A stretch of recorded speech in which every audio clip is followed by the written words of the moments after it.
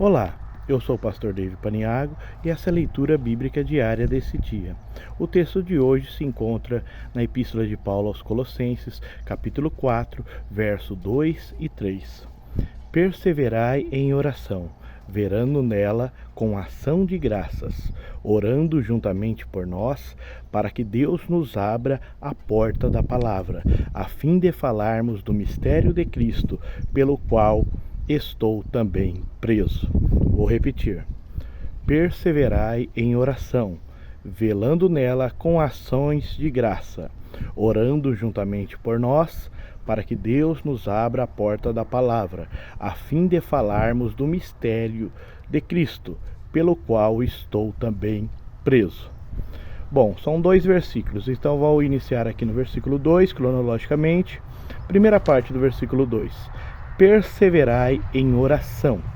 Quando Paulo diz perseverai na oração, ele quer dizer que temos que ser constantes na oração. Jesus contou uma vez aos seus discípulos uma parábola sobre o dever de orar sempre e nunca desfalecer. A Bíblia, na história de Jesus que ele narra, fala que havia uma mulher que tinha uma causa na justiça e havia um juiz que não temia Deus e nem respeitava o homem.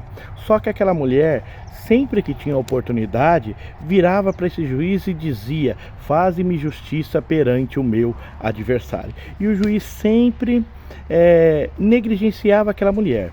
Mas chegou um dia que o juiz se cansou e falou: por mais que eu não tema a Deus e nem aos homens, como essa mulher me oportuna, vou lhe fazer-lhe justiça. Então o juiz chegou a atender aquela mulher. Uma das razões para o sucesso da igreja primitiva era a vida de oração dos seus crentes. Atos 2,42 fala que eles perseveravam na oração. Sobre isso, Paulo escreve às demais igrejas também. A igreja de Tessalônica, ele escreve um versículo curto e completo: orai sem cessar, sem desfalecer, perseverai em oração. Segunda parte do verso 2. Velando nela com ação de graças. Há 2 assuntos para ser abordado nessa afirmação. Os cristãos devem continuar sempre atentos e alertas, vigiando. Mateus 26:41. Vigiai e orai, para que não entreis em tentação. Pois o nosso adversário anda ao nosso derredor, bramando como leão, buscando quem possa tragar. 1 Pedro 4:7. E ele tem usado, o nosso adversário, as suas mentiras e tentações perigosas para nos derrubar. Em nenhum momento o cristão verdadeiro pode baixar a guarda. Deus nos dispõe a sua armadura para a nossa proteção, mas é necessário nós estarmos firmes para as astutas ciladas do diabo. Efésios 6,18 diz assim: orando em todo o tempo e vigiando nisso com toda a perseverança. Além de velarmos ou vigiarmos, devemos também incluir nas nossas orações a ação de graça.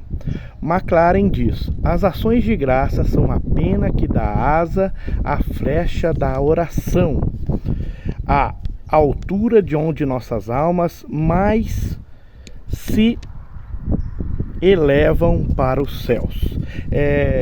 O que ele está querendo dizer aqui é que alguém agradecido, né, é bem mais disposto para que Deus responda essa oração. É a questão da gratidão, né? É lindo. Na prática, em nossas orações há sempre mais pedidos do que agradecimento. Sempre pensamos mais do que nos falta do que naquilo que conquistamos. Tudo que conquistamos foi Deus que nos deu. É necessário termos um coração grato. Paulo diz: em tudo dai graça, porque essa é a vontade de Deus. Não nos esqueçamos do benefício de Deus. Salmo 103.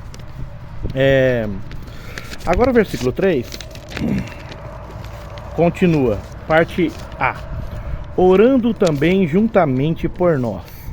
Paulo pede oração, mas só que ele não pede somente por ele, mas por seus companheiros de ministério, em especial Timóteo, que está preso juntamente com ele em Roma, e é coautor da epístola. Se você pegar Colossenses 1:1, está lá Paulo e o irmão Timóteo. Nunca se esqueça de incluir mais alguém em sua oração. Jesus, quando fez sua oração sacerdotal, ele orou por nós.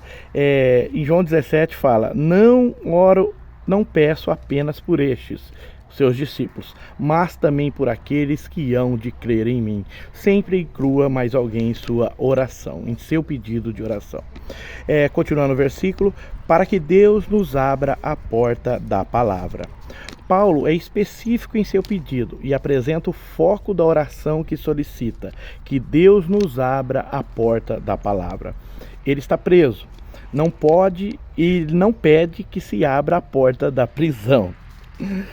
Mas o que ele quer é que ele e seus companheiros tenham cada vez mais oportunidades de pregar a palavra, né? O reino de Deus é prioridade na vida do santo apóstolo Paulo. A terceira parte e última: a fim de falarmos do mistério de Cristo, pelo qual estou também preso. O objetivo de Paulo era fazer conhecido o mistério do Evangelho, Efésios 6,19. Mistério, essa palavra é usada porque no passado estavam encobertos, todavia foi revelado aos apóstolos através do Espírito Santo, que ensina toda a verdade. Por pregar esse mistério, Paulo havia sido preso e se orgulhava de ser chamado prisioneiro de Jesus Cristo. Todavia, essa prisão não impediu que a palavra de Deus fosse pregada. Veja que a própria Bíblia testemunha que a porta da palavra foi aberta para Paulo. Filipenses 1, 12 ao 14. Quero ainda, irmãos, cientificar-vos de que as coisas que me aconteceram têm antes contribuído para o progresso do Evangelho, de maneira que as minhas cadeias em Cristo se tornaram conhecidas de toda a guarda pretoriana e de todos os demais. E a maioria dos irmãos, estimulados no Senhor por minhas algemas, ousam falar com mais desassombro a palavra de Deus. Veja que a prisão de Paulo provocou ousadia nos demais obreiros da igreja primitiva. Amém? Quero encerrar com uma oração, orando da maneira como Paulo nos aconselha. Pai Santo, tremendo e maravilhoso, é com vigilância, Senhor, que eu peço, Senhor, para essas pessoas que estão assistindo esse vídeo. Ó Pai, eu dou graça, Senhor, pela vida delas. Eu dou graça, Senhor Jesus, por elas e por suas famílias. Pai Santo, maravilhoso, Pai de glória, que venhamos, Senhor, ter um coração agradecido em Ti e sempre, Pai querido, estarmos perseverando em oração. Fazer como Teu apóstolo disse: oramos sem cessar. Pai Santo, tremendo e maravilhoso, também nos abra a porta da palavra para pregar o mistério de Cristo, Senhor. Fica conosco. Amém.